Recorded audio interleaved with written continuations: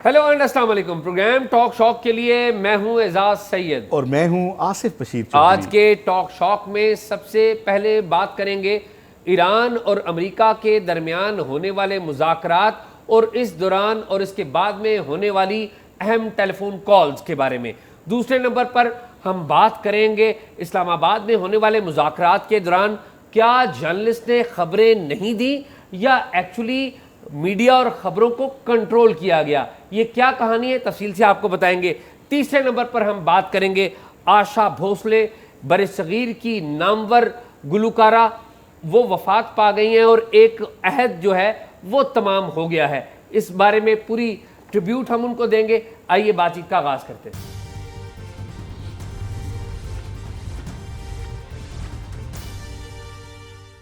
एजाज कैसे हैं आप? खैरियत आसिफ से? आप खरीद से ठीक है? शुक्र है अल्लाह का। अच्छा, आप माशाल्लाह मुज़ाकरात में वहाँ बड़े पेश थे और कन्वेंशन सेंटर में हमें पता चला है कि आप बड़े गुलाब जामुन और हलवे भी खाते रहे हैं। और फिर हमें तो बड़ी उम्मीद थी कि यार कोई मुज़ाकरात से आउटकम निकलेगी, लेकिन वो फिर स्टेटमेंट आ गया जी कि कुछ बात नहीं बनी। तो एजाज, अब व्हाट नेक्स्ट? अभी सीज़ फायर मौजूद है, कोई राब्ते हो रहे हैं, अभी क्या तफसीलात हैं? आसिफ, ये जो आपने कन्वेंशन सेंटर की बात की, ये तो हम बाद में बात करेंगे। इस वक्त मुज़ाकरात जो है अमेरिका और ईरान के, यहाँ पर इस्लामाबाद में तो कोई नतीजा खे साबित नहीं हुए, बल्कि अगर ये कहें तो बिल्कुल गलत नहीं होगा कि मुज़ाकरात नाकाम हुए यहाँ पर, लेकिन वो उन दोनों के दरमियान हुए। उसमें पाकिस्तान ने एक जो रोल प्ले किया वो मेरे और आपके सामने है, और पाकिस्तान चाहता है कि मुज़ाकरात दोबारा हों। और अच्छी बात यह है कि जो बाकर कालिबाफ है वो जो कि स्पीकर हैं और ईरानी वफद को यहाँ पर लीड कर रहे थे, उनकी और जेडी वैंस की जो आखिरी मुलाकात हुई है, हम आपको ज़िम्मेदारी से ये बात बता रहे हैं कि वो बड़ी अच्छी और खुशगवार हुई है, और दोनों ने एक दूसरे से रब्ता रखने पर इत्तफाक़ किया एट दैट टाइम। और अब्बास अराक़ची जो कि ईरान के वज़ीर ख़ारजा थे वो उनके साथ थे, और दूसरी तरफ आपको पता है स्टीव विटकॉफ जो स्पेशल एनवॉय है मिडल ईस्ट के हवाले से, और जैरेड कुशनर वो भी उनके साथ थे। तो वहाँ पर ये बात नहीं इस तरह से हुई कि जी हम मिलेंगे नहीं या कुटी हो गई है। तो ईरान का जो वफद है वो पहले होटल से निकला, और आपको पता है ईरान के जो वफद के अरकान हैं उनके लिए अलग होटल यहाँ पर किया गया था। ये सरीना में ठहरे हुए थे जो अमेरिकन डेलीगेशन है, जबकि ईरानी वफद जो है वो अलग होटल में था। ताहम जब रात सुबह मिडनाइट के बाद वी आवर्स में जब ईरानी वफद निकला और ये निकल के सीधा अपनी एम्बेसी में गया, एम्बेसी में जाके इन्होंने ज़ाहिर ईरान में जाके अपने ईरानी, इनका सेफ़ कम्युनिकेशन सिस्टम है, वहाँ पर ईरानी हुकाम को जो ईरानी गवर्नमेंट है उसको इतला दी यकीनी तौर पे, और वहाँ पे थोड़ा सा आराम किया। और फिर अगली अहम बात यह है कि पाकिस्तान के जो आला तरीन ओहदेदार हैं उनसे उनकी दोबारा मुलाकात भी हुई। जेडी वैंस तो इधर थे, फिर जेडी वैंस ने प्रेस कॉन्फ्रेंस की, और प्रेस कॉन्फ्रेंस में आपने देखा कि जेडी वैंस ने कहा कि जी हम किसी एग्रीमेंट के ऊपर नहीं पहुँच सके। पाकिस्तान की बड़ी तारीफ़ भी उन्होंने की, और जेडी वैंस वहाँ से एयरपोर्ट चले गए और वहाँ से सीधा अमेरिका चले गए। ये तो था एक कल्मिनेशन के इस सारे मामले का क्या है। और एयरपोर्ट के ऊपर आपको पता है उनको सी ऑफ किया गया। पाकिस्तान के जो आला तरीन हुकाम हैं, डिप्टी प्राइम मिनिस्टर इसहाक डार थे और फील्ड मार्शल आसिम मुनीर थे। फील्ड मार्शल आसिम मुनीर से जेडी वैंस ने वहाँ पर अलग से एक गुफ्तगू भी की है जिसमें इसहाक डार वहाँ पर मौजूद है। वो क्या गुफ्तगू है हमें नहीं पता, लेकिन आप देख सकते हैं कि हालात क्या हैं। अच्छा, फिर जब जेडी वैंस जब चले गए तो उसके बाद ईरानी वफद के जो अरकान हैं उनसे पाकिस्तानी हुकाम ने मुलाकातें की, और ये जो इसहाक डार हैं और फील्ड मार्शल आसिम मुनीर हैं यही इन इश्यूज़ को यहाँ पर देख रहे हैं। ओवरऑल तो प्राइम मिनिस्टर इंचार्ज है पूरी गवर्नमेंट के, पूरे सिस्टम के, और उस रात भी प्राइम मिनिस्टर होटल में आए थे यहाँ पर, और उन्होंने फ्री कैन से मुलाकात की थी, दोनों फ्री कैन से मुलाकात की थी, तो होटल में मौजूद थे, फिर चले भी गए जो उनका टाइम था। तो ये सूरत हाल है अभी तक। अभी क्या हो रहा है? अभी इसके बाद अभी दुनिया ये जानना चाहती है सारी कि क्या ये आगे बढ़ेगा सीज़ फायर, कोई बातचीत बीच में कोई हो रही है, क्या इम्कानात क्या हैं? अच्छा आसिफ, दो बातें इसमें मैं बताना चाहता हूँ। एक तो ये है कि दोबारा मुज़ाकरात के इम्कानात हैं, राब्ते किए जा रहे हैं और कोशिश ये की जा रही है कि ये जो मुआहदा इस्लामाबाद में होना था वो मुआहदा जो है उसको पाए तकमील तक पहुँचाया जाए। और इसमें चीन ने भी एक रोल प्ले किया है बैक एंड पे कि चीन ने भी हमारी इतलात के मुताबिक ईरान को राब्ता किया है अलग से और उन्हें कहने की ये कोशिश की है कि ये आप इस चीज़ को रिव्यू कर लें। चीन कभी भी आगे बढ़कर किसी के अंदरूनी मामलात में मुदाखलत नहीं करता, ये उनकी पॉलिसी रही है। अलबत्ता आपको पता है कि इसमें एक बहुत बड़ा रोल जो है इज़राइल के प्राइम मिनिस्टर बेंयामिन नेतन्याहू का भी है। इसमें मैं 2 टेलीफोन कॉल्स का जिक्र ना करूं तो बड़ी ज़्यादती होगी। एक तो ये कि जेडी वैंस जब यहाँ पर मुज़ाकरात इस्लामाबाद में होटल में कर रहे थे ईरानी वफ़द के साथ, तो उनकी इस्लामाबाद में होटल से अमेरिका में अमेरिकी सदर डोनाल्ड ट्रंप से बातचीत हुई है और एक दफ़ा नहीं मल्टीपल टाइम्स हुई है। एक तो ये टेलीफोन कॉल बड़ी अहम थी और इसी टेलीफोन कॉल के बाद जब ईरान 2 चीज़ों के ऊपर नहीं मान रहा था, एक तो स्ट्रेट ऑफ हॉर्मुज़ के ऊपर अमेरिका चाहता था कि एक जॉइंट कंट्रोल आ जाए और दूसरा जो इनरिच्ड यूरेनियम है वो चाहता था अमेरिका के वो उनके हवाले कर दी जाए और किसी जितने भी इनके एटमी रिएक्टर्स हैं वो ख़त्म कर दिए जाएँ। ये 3 बातें टेक्निकली 2 ही बातें हैं, एक एटमी इशू से मुतल्लिक, एक एटमी इशू से मुतल्लिक अपना हॉर्मुज़। तो ईरानियों ने वहाँ पर खुल के कह दिया, उन्होंने कहा जी हम तो आपके इस खित्ते में मौजूदगी के मुखालिफ हैं, चाहे जाए कि हम मिलकर कंट्रोल करें। लेकिन आप इसमें देखिए कि ट्रंप जो है मुज़ाकरात इधर हो रहे हैं तो ट्रंप उधर से बैठ के इन मुज़ाकरात को बड़ा क्लोजली मॉनिटर कर रहे थे और राब्ते में थे अपनी टीम थे। आप देखें कि ट्रंप किस तरह पैंतरा किस तरह बदलते हैं। एक तो ये कि आपने अटैक कर दिया, फिर आप उसी के साथ मिलकर बिजनेस करने के लिए भी तैयार हैं। मतलब तो इसका यही है कि आप जॉइंट कंट्रोल कर लें, यानी कि जो हमारे अरब भाई हैं सऊदी अरब या कतर, कुवैत, इराक, ये सारे जो हैं ओमान, ये सारे किसकी डिपेंडेंस थे? सिक्योरिटी के ऊपर, अमेरिका के ऊपर डिपेंडेंस थे।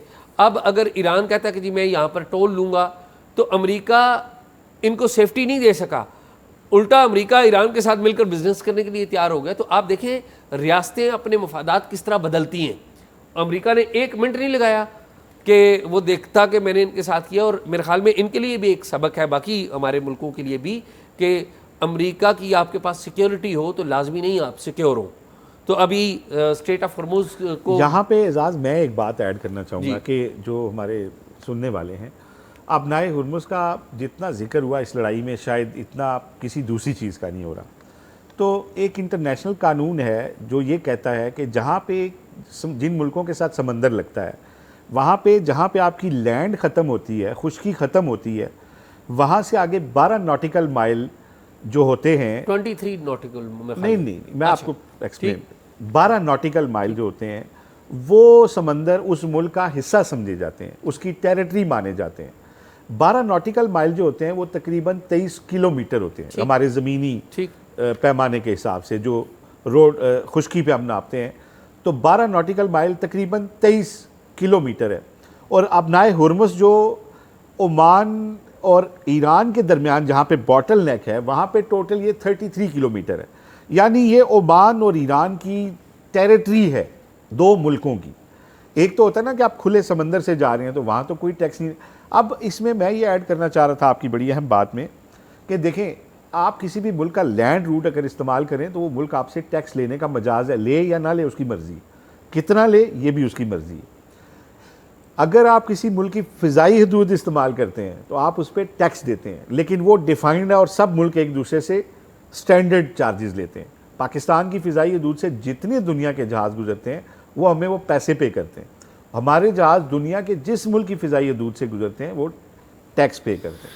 अब अगर ईरान ये कहता है कि मेरी समंदरी हदूद से कोई जहाज़ गुजरेगा तो मैं इस पर टैक्स लगाना चाहता हूँ, तो ये बात कोई गैर कानूनी बात नहीं है। अगर तो वो बात हो इंटरनेशनल समंदरों की, इंटरनेशनल पानियों की, फिर तो वो इलॉजिकल हो। अभी जो ईरान ने ये मुद्दा उठाया उसमें 2 वजूहात बड़ी अहम है, क्योंकि ईरान ने साथ ये शर्त भी रखी है कि हमारा जो डैमेज हुआ है वो हमें दें, जो कि मिलने का इम्कान नहीं है। लेकिन ये शर्त रखी शायद इसलिए गई है कि अब नए हुर्मुज़ से टैक्स को एक जवाब मिल जाएगा कि हमारी जो यहाँ पे तबाही और नुकसान हुआ है वो भी हमने पूरा करना है।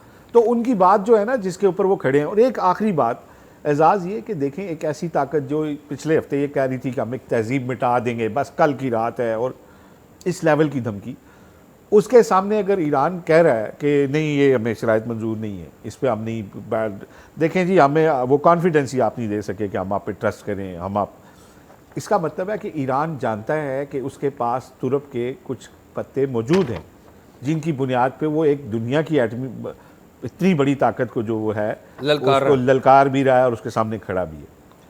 आप बात कर रहे थे। अच्छा, मैं एक तो टेलीफोन कॉल मैंने बता दी आपको कि जेडी वैंस की हो रही थी अमरीकी सदर के साथ। एक दूसरी टेलीफोन कॉल भी हुई जो मुज़ाकरात के फौरी बाद जब जेडी वैंस अपने प्लेन के ऊपर बैठे तो उन्होंने जेडी वैंस ने वो कॉल की नेतन्याहू, बिन्यामिन नेतन्याहू को अपने फ़ोन से, प्लेन से कॉल की इज़राइल के अंदर, और उन्हें इस बारे में पूरी ब्रीफिंग दी कि मुज़ाकरात में क्या हुआ है, पूरी इतलात उन्हें वो दी।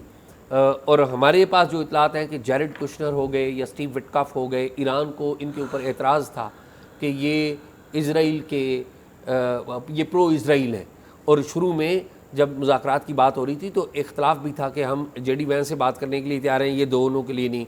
तो हमें कुछ पता चला है, ज़ाहिर है ये बातें अभी तस्दीक हो जाएंगी, जो इतलात आई हैं कि वो राब्ते में थे उधर टेलीफोन के ज़रिए, अमेरिका से भी राब्ते में थे और इज़राइल से भी राब्ते थे। मैं जिन दो दीगर अफराद की बात कर रहा हूँ।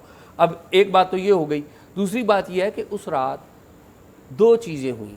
एक तो टर्किश एक प्लेन आया, उसकी रजिस्ट्रेशन टर्किश की थी, नूर खान एयरबेस के ऊपर, और दो प्लेन जो है वो मुज़ाकरात हो रहे हैं, और दो प्लेन रात को, आधी रात को आए नूर खान एयरबेस से, मेहराबाद जो तेहरान का इंटरनेशनल एयरपोर्ट है वहाँ से उड़े, और वो दो एरोप्लेन भी आए, और फिर जब ये वफद गया तो फिर वो वापस चले गए। तो ये क्यों प्लेन आए, ये अभी एक सवालिया निशान है। एक तो ये है कि शायद उनको ख्याल हो कि हम जिस तरह आए थे उस तरह वापस ना जाएं, जिस तरह सिक्योरिटी हमें दी गई थी। हालांकि पाकिस्तानी इतने बुरे मेज़बानी, और पाकिस्तानियों ने फिर बड़ी मेज़बानी भी की और उन्होंने शुक्रिया भी अदा किया। और एक ये है कि कुछ लोग ये कह रहे थे कि शायद अमेरिका के तकरीबन 3 से 4 डेटेनीज़ हैं जो ईरान ने पकड़े हुए हैं, तो वो उनको लेके आए, लेकिन फिर पता नहीं चला कि चूँकि मुज़ाकरात ही फेल हो गए तो फिर वो सारी चीज़ें ख़त्म हो गई वहाँ। बाज़ लोग ये भी कह रहे थे कोई टेक्निकल टीम भी आई है, उसमें कोई टेक्निकल जी, टेक्निकल टीम तो 70 मेंबर्स टीम थी इस ईरान की, भी कुछ आए उसमें टेक्निकल टीम के लोग थे। और बाज़ जो टेक्निकल टीम देखें वहाँ पर जब मुज़ाकरात हुए तो पहले तो वफूद की सतह पर मुज़ाकरात हुए, फिर टेक्निकल जो मावनत है, टेक्निकल टीमें वो हुई, और फिर ईरान ने, आप देखिए ना, इस बात को एक्नॉलेज किया। उन्होंने कहा जी 14 घंटे हमारे मुज़ाकरात हुए हैं, और 14 घंटे मुज़ाकरात के बाद हमने क्या किया है, 14 घंटे मुज़ाकरात के बाद टेक्निकल जो रिपोर्ट्स हैं वो एक दूसरे से एक्सचेंज हो रही हैं वाया टेक्स्ट, यानी कि व्हाट्सएप के ज़रिए या इस तरह वो हो रही हैं। तो ईरान ने तो दरवाज़ा बंद नहीं किया, ये तो जेडी वैंस ने कहा कि जी हमने इनको ऑप्शंस दे दिए हैं और हम जा रहे हैं। ठीक है, तो ईरान, लेकिन आप ये ईरान को पूरा क्रेडिट दें, और मैं बड़ा इंप्रेस हुआ, हमने टॉक शॉक के नाजरीन के लिए अंग्रेज़ी का वो इंटरव्यू है, ज़रूर वो लोग सुने जो डॉक्टर मरांडी हैं, प्रोफेसर तेहरान यूनिवर्सिटी के, जो कि इनकी जो IRGC है उसके ब्रेन में से एक है, वो भी आए हुए थे, जिनको अमेरिका बड़ा नापसंद करता है, इजराइल नापसंद करता है, बल्कि वो तो इनको टारगेट भी करना चाहते हैं। उनका जो हमने इंटरव्यू किया, उनकी आप गुफ्तगू सुन लें, वो तो इस तरह डिटेल में जाके बता रहे थे कि हम क्यों ट्रस्ट नहीं करते अमेरिका के ऊपर, माजी में क्या क्या हुआ। तो खैर ये सारी चीज़ें आसिफ होती रहेंगी। ये जी अच्छा एजाज़, फिर अब मेरा ख्याल है दूसरे अपने इशू के ऊपर चलें। आसिफ, आशा भोसले के ऊपर तो हम अलग से सेगमेंट करने लगे हैं, लेकिन आज जो है दो बातें हुई सोशल मीडिया के ऊपर। एक फौजे ज़फ़र मौज लगी हुई थी कि जी वो पाकिस्तानी मीडिया ने कोई ख़बरें नहीं दी, ये बड़ी एक कैंपेन चली हुई थी, भाई इंटरनेशनल मीडिया को भी ख़बरें पाकिस्तानी जर्नलिस्ट दे रहे थे।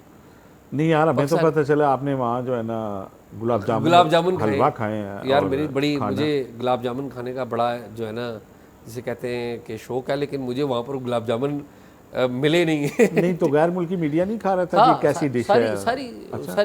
सारी जो भी वहाँ पर मेहमान थे उन सब के लिए था। और मैं ज़ाती तौर पे समझता हूँ कि गवर्नमेंट कोई भी हो, चाहे वो इमरान खान की हुकूमत हो, चाहे वो शहबाज शरीफ साहब की हो, नवाज़ शरीफ साहब की हो, किसी की भी हो, पीपल्स पार्टी की हो, कोई भी इंटरनेशनल इवेंट हो, उसके ऊपर आप इस तरह के मीडिया सेंटर्स बनाते हैं। और जिन लोगों को पता नहीं है, ना उन्होंने सारी ज़िंदगी रिपोर्टिंग की है, ना उन्हें मीडिया का पता है, वो इस तरह की बातें करते हैं। हम हिंदुस्तान में गए थे SCO में, उन्होंने मीडिया सेंटर बनाया हुआ था, वो खाना देते थे, वो चाय देते थे, काफ़ी देते थे। क्यों? तमाम गैर मुल्की मेहमानों को हमें क्यों दे रहे थे? कि गुड विल होती है कि आप किसी के मुल्क में गए और यहाँ पर आए जो इंटरनेशनल जर्नलिस्ट, वो बड़े खुश थे पाकिस्तान से। और वहाँ पर ज़ाहिर है पाकिस्तानी स्टाफ भी है उनका, पाकिस्तानी जर्नलिस्ट भी हैं, वो उनके लिए भी था। और सिक्योरिटी इतनी टाइट थी, आपको पता है, निकल नहीं सकते थे आप। तो उन्होंने, मैं तो कहता हूँ वजारत इत्तलात को और इनकी पूरी टीम को, जिन्होंने वो मीडिया सेंटर कायम किया, 3 दिन के अंदर कायम किया, मैं उनको पूरी मुबारकबाद देता हूँ। उन्होंने बहुत अच्छा काम किया। और साथ ही साथ चूँकि लोगों को पता नहीं है ना, मैं आपको पता है ना आसिफ, जब अमेरिका और तालिबान के दरमियान मुज़ाकरात हो रहे थे दोहा कतर में, मैं दोहा कतर में मौजूद था, सारा इंटरनेशनल मीडिया था वहाँ पे, मीडिया सेंटर बनाया था उन्होंने मकामी होटल में, सबको वहाँ पर खाना भी दिया उन्होंने। ये जो लोग, जिन लोगों को वो इंटरनेशनल अफेयर्स पे भी बात करते हैं और लेवल उनका ये है कि वो गुलाब जामुन के ऊपर और खाने के ऊपर गुफ्तगू कर रहे हैं कि किसी ने क्या खाना, हाँ। लोगों का खाना गिन रहे हैं यार। हाँ, एजाज, ये अच्छा, पाकिस्तान के लिए इज्जत की बात थी कि आपके मुल्क ने, आपकी हुकूमत ने, आपकी रियासत ने तमाम लोगों को इज्जत दी, गैर मुल्की भी थे और आपके अपने जर्नलिस्ट भी थे। तो ये तो अच्छा एजाज देखें, ये जो मुज़ाकरात हुए हैं, ये इसमें पूरी दुनिया की नज़रें इस्लामाबाद पे थी। दोनों फरीकैन बराह रास्त हमें प्रेज़ कर भी रहे थे और प्रेज़ करके गए, ऐसे ही, ठीक है, ऐसे ही। और पूरी दुनिया हमें शाबाश दे रही थी कि यार बड़ी अच्छी बात है। और एक ऐसा मुल्क जो हालत जंग में है, अफगानिस्तान के साथ जंग हो रही है, इस्लामाबाद पिंडी में ड्रोन उड़ते थे, 2 हफ्ते 3 हफ्ते पहले तक ड्रोन उड़ रहे थे। ऐसे ही। ऐसी सूरत हाल में हमारे मुल्क में कुछ लोग ऐसे थे जिनको इस बात की खुशी नहीं थी। हाँ, बिल्कुल ठीक। अच्छा, उन्हें अब नॉन इशू को इशू, अब एंड पे उन्होंने कहा यार मुज़ाकरा, उन्होंने कहा जी पाकिस्तानी मीडिया के पास तो खबर ही नहीं थी। तो मुझे बताएं कौन से इंटरनेशनल मीडिया ने खबर पहले ब्रेक की? अच्छा, क्या खबर दी इंटरनेशनल मीडिया ने? क्या खबर दी कि पहला राउंड खत्म हो गया, दूसरा राउंड शुरू हो गया? वो हमने भी, पाकिस्तानी मीडिया ने, ठीक है। अच्छा, मैं आपको एक बात बताऊं, मुझे क्योंकि यहाँ पे पाकिस्तान में जो खबर देने वाले ज़राए हैं, सिविल मिलिट्री जो भी हैं, उनके पास इंटरनेशनल मीडिया को ऑब्लाइज करने का बिल्कुल ना होने के बराबर रूम है। और पाकिस्तान भी चाह रहा होता है कि इंटरनेशनल इश्यूज़ के ऊपर पाकिस्तानी मफाद की खबरें, ख़ास तौर पाकिस्तान इंडिया खित्ते के, उसमें पाकिस्तान की खबरें इंटरनेशनल मीडिया से आएँ। और आपको याद होगा कि पाकिस्तान इंडिया जंग जब हुई, हमारा स्टैंड ऑफ हुआ, उसमें जो खबर न्यूयॉर्क टाइम्स CNN ने दी कि अभी वो उनकी कमांड, वो अथॉरिटी जो है उसका इजलास है जो न्यूक्लियर के हवाले से डिसाइड करेगी, तो उसका ये इम्पैक्ट हुआ कि अमरीकी सदर को आना पड़ा। तो यकीनन हमारे जो न्यूज़ से जुड़े लोग थे उनके लिए एक बड़ी अच्छी अपॉर्चुनिटी थी कि इंटरनेशनल मीडिया के अंदर अपने सोर्स कल्टीवेट करें। तो अगर कोई थोड़ी बहुत किसी इंटरनेशनल मीडिया को बात बताई गई है तो आप खबर देने वालों का माइंड भी जेन में रखें कि वो इंटरनेशनल मीडिया के अंदर अपने सोर्स भी कल्टीवेट कर रहे हैं, जिसके थ्रू वो पाकिस्तान के एजेंडे को मुस्तकबिल में आगे लेके जाएंगे। आसिफ, आपकी बात को दूसरी मैं प्रैक्टिकल बात बताता हूँ ना आपको, हुआ क्या, जो एक्चुअल प्रैक्टिकल बात है। ये तो आपने बताई ना न्यूज़ मैनेजर्स की, जो न्यूज़ कंट्रोल कर रहे हैं, जो TV चैनल्स को कंट्रोल कर रहे हैं, मैं उसकी तरफ आता हूँ। आज जो है एक ट्वीट आई, और मैं दूसरी तरफ ये ट्रेंड देख रहा था और मैं हंस भी रहा था कि यार इन लोगों को पता भी नहीं है। आज ट्वीट आई जियो न्यूज़ के सरबराह अज़हर अब्बास साहब की तरफ से। उन्होंने एक ट्वीट की, उन्होंने कहा कि जी आशा भोसले, जिसके ऊपर हमने सेगमेंट भी करना है, उन्होंने अज़हर अब्बास साहब ने ट्वीट की कि आशा भोसले जो कि बरसगीर की ज़ाहिर है एक बड़ी गुलकारा हैं, उनके बारे में नोटिस जारी किया है पैमरा ने, और ये बड़े अफसोस की बात है। और नोटिस किस बात पे जारी किया है कि आपने न्यूज़ में उनके काम के टुकड़े, उनके गानों के छोटे छोटे चंक क्यों चलाए हैं, लोगों को दिखाना था ज़ाहिर है मकसद, उसके लिए नोटिस हो गया। ये मीडिया को कंट्रोल की एक एग्जांपल है। और अब मैं आता हूँ ईरान के ऊपर जो मुज़ाकरात हो रहे थे, इसी के साथ जोड़ के आप देखिए रिकॉर्ड के ऊपर मौजूद है 9:46 के ऊपर मैंने अपने इंस्टीट्यूशन को ख़बर रिपोर्ट की हुई है कि ईरान 3 इश्यूज़ के ऊपर ईरान जो है अड़ा हुआ है। उसमें एक आबनाए हुर्मुज़ है, दूसरा ये न्यूक्लियर से मुतल्लिक जो इश्यूज़ हैं इनके ऊपर ईरान अड़ा हुआ है। रात 9:46 पे अब पाकिस्तान के जो मीडिया को जिसे कहते हैं रेगुलेशन के नाम पर कंट्रोल करने वाले लोग हैं, उनको इस बात का इल्म नहीं है कि अगर पाकिस्तान के मीडिया के ऊपर कोई बड़ी खबर चलेगी तो सारी दुनिया का मीडिया आपकी मीडिया को कोट करेगा, तो उससे आपकी इज़्ज़त बढ़ेगी। हालत ये थी मीडिया के कंट्रोल की, हालत ये थी कि जेडी वैंस जब आए पाकिस्तान में आए तो पाकिस्तान टेलीविज़न चैनल ने उसे लाइव नहीं दिखाया। आपने पाकिस्तान टेलीविज़न चैनल को वो लाइव की फैसिलिटी नहीं दी, लेकिन वो लाइव हिंदुस्तान में ANI न्यूज़ एजेंसी चला रही थी। वो लाइव अमेरिका में और दुनिया के पूरे ममालिक में इंक्लूडिंग पाकिस्तान वेब के ऊपर राइटर्स न्यूज़ एजेंसी चला रही थी। ये है आपका कंट्रोल। और वही खबर कि जेडी वैंस आ गए हैं, वजारत खारजा के तर्जमान ताहिर अंद्राबी अच्छे आदमी हैं, लेकिन ज़ाहिर है उनके हाथ में कुछ भी नहीं है।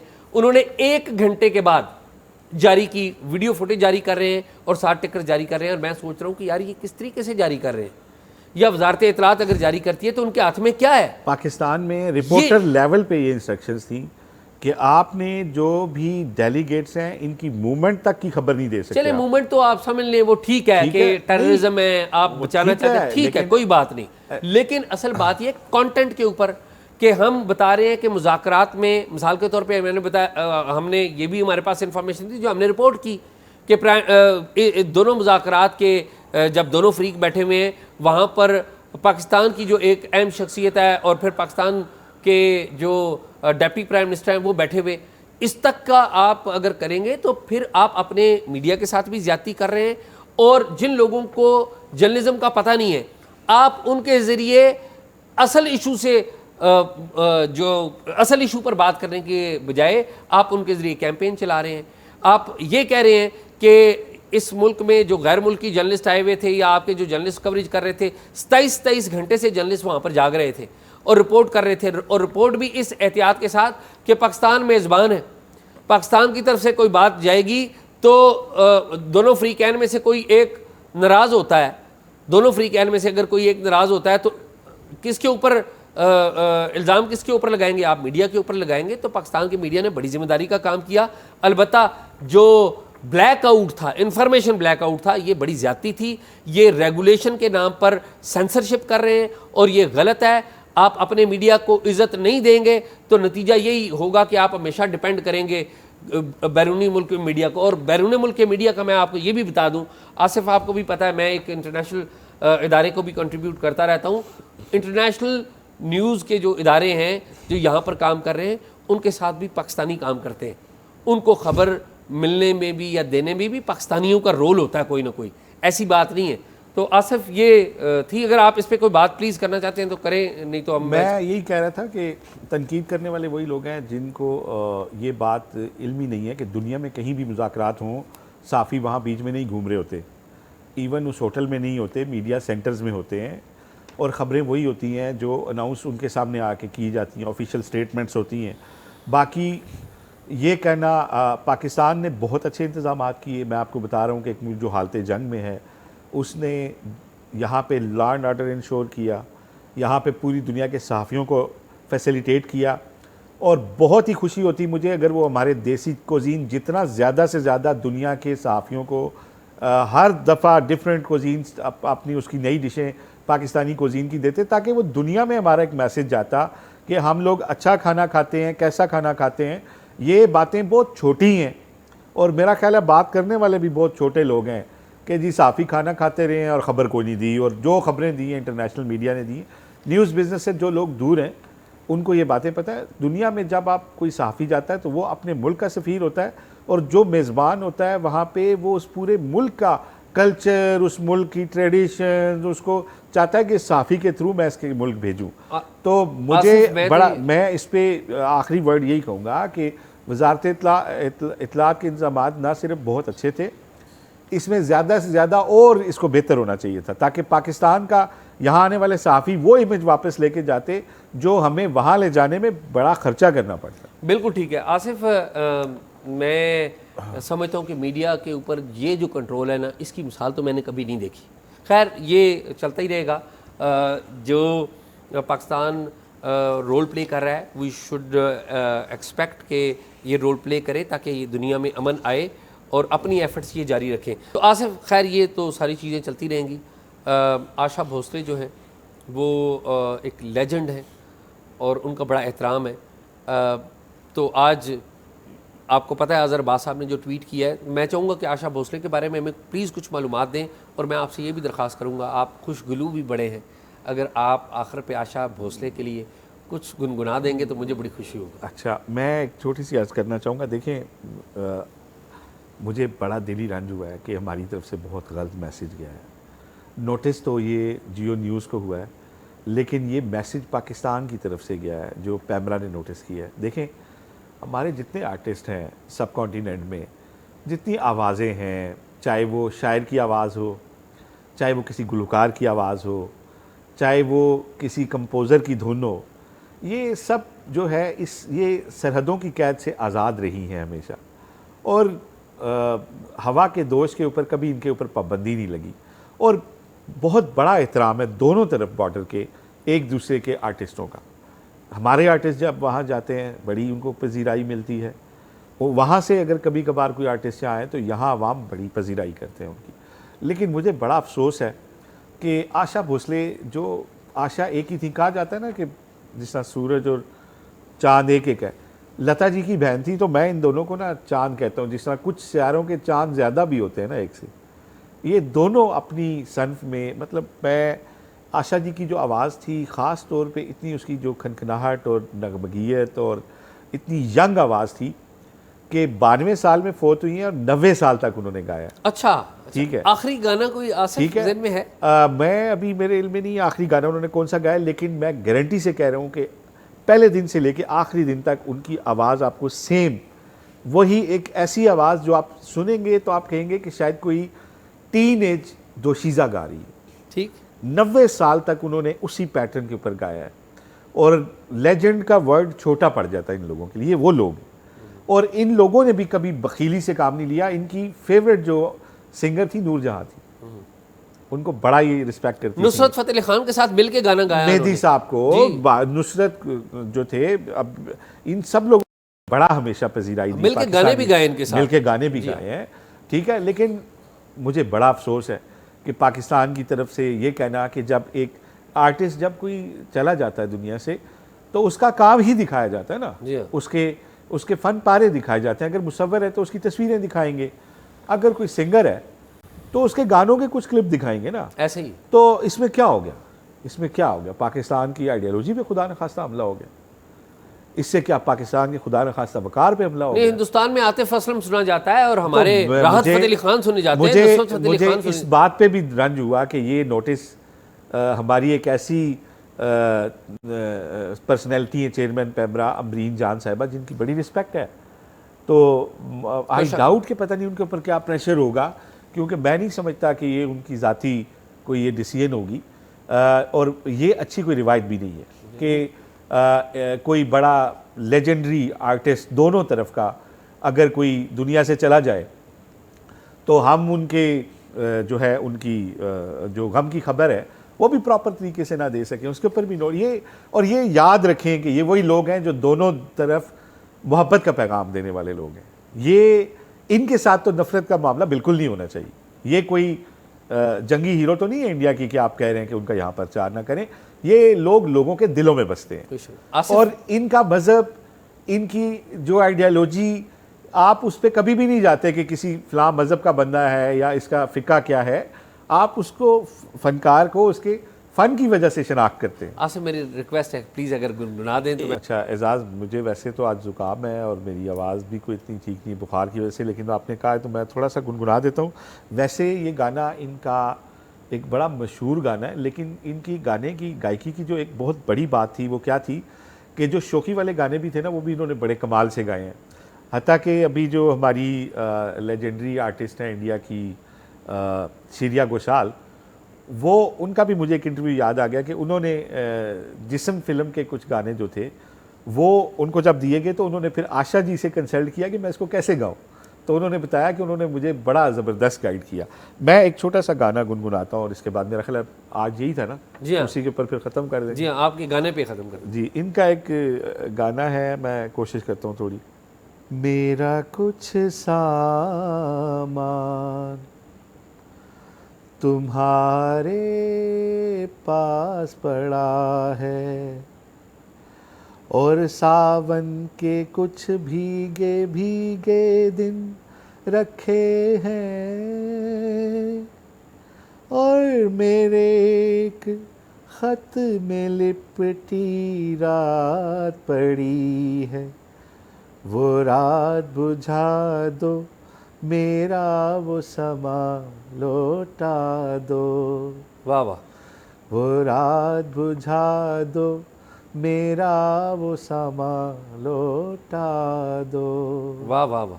ये क्योंकि गुलजार साहब का लिखा हुआ है तो इसका असलूब भी थोड़ा डिफरेंट आसिफ है। बहुत शुक्रिया, तो बहुत खूबसूरत। आशा जी, मैं कहता हूँ कि इतनी बड़ी सिंगर थी कि अल्फाज, मैंने कहा कि लेजेंड का वर्ड इन लोगों के लिए छोटा पड़ जाता है।